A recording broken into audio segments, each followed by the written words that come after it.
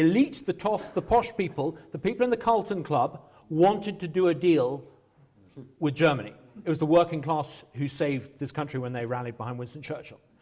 The Labour Party certainly likes to think of itself as being on the side of ordinary working people and the working class, but I would take issue with that. When I first got elected to Parliament, it was in a seat that had voted Labour. It was a Labour-held seat. Labour were clearly on a roll there. By the time I left, Labour came third with about 10% of the vote. They've completely lost touch with suburban working class people in this country. Why? I would say because they're obsessing about transgender toilets rather than dealing with things people want them to deal with. The left, we shouldn't as politicians sit here and think, what can we do to help working people? Working people are no different to anyone else. They want the best for themselves and their families, and they need big government to get out the way so they can do that.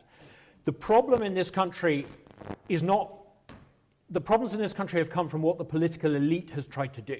And it's the working class that has saved this country, and it's saved this country 3 times in the past 100 years.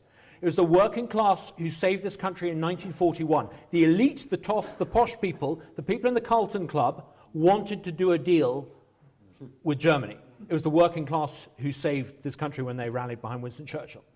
This country was going to the dogs under socialism in 1979, when every left-wing academic in the country and every posh show thought we should have a prices and incomes policy. It was the working class who came out and put Maggie in number 10, and she never lost an election because of them.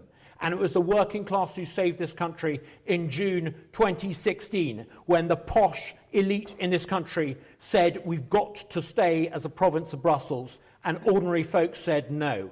It's this country that has been rescued by its ordinary people, and we owe it to not patronize and condescend them, and not, like the left, regard them as our fiefdom.